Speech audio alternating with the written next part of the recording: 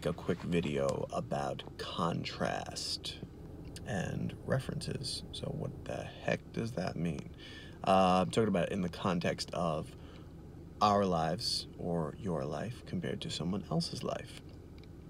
So sometimes we get into the mode of like, man, like I'm really not happy that I don't have more money, or that I don't have the person in my life that I want, or that the person in my life is acting in this way that I don't appreciate, or that I don't like. And if we could look at it contrasted against, which means comparing them together, you could look at the life of someone who has nothing to eat and is basically starving, or someone who doesn't have water, or someone who doesn't have a home to live in. I was going to say house, but I said home.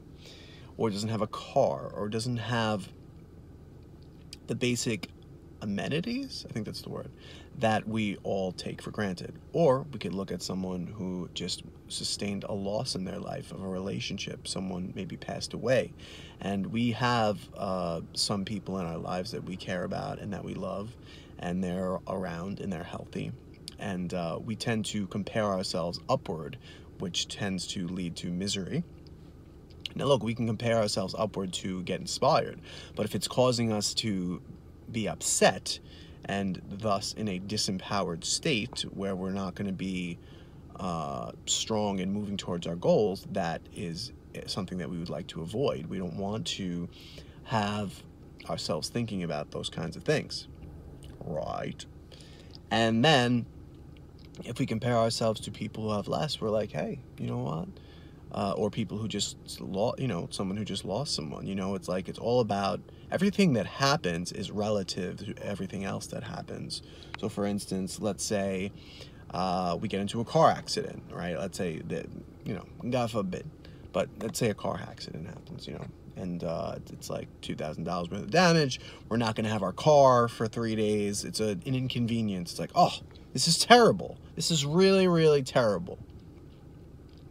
And then we find out that, let's say, an acquaintance of ours has lost someone that they love, right? We're like, yeah, in that context, and comparing it with that, and relatively, our problem really wasn't that big of a deal. So I think that we tend to make a big deal out of those things that really aren't as important, where we can actually still be appreciative of the things that are going well. So to sum it up, if we remember and think of and feel the relativity of everything, which means everything's relative. And what does that mean? Relative, it means that when you compare things, right, like what we have is relative to what everyone else has. Like, I have a car, I'm happy about that, it moves, it works. Some people don't even have a way of transportation. They don't have a train. They walk around in a village. Now that doesn't mean that I'm better. It just means that I do have something that I can appreciate, and that I can really feel that appreciation.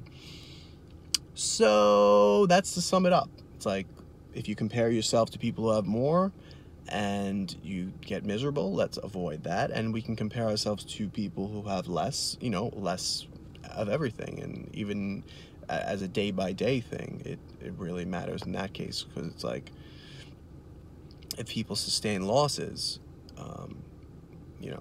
there's always something to be thankful for. So that's the basic idea.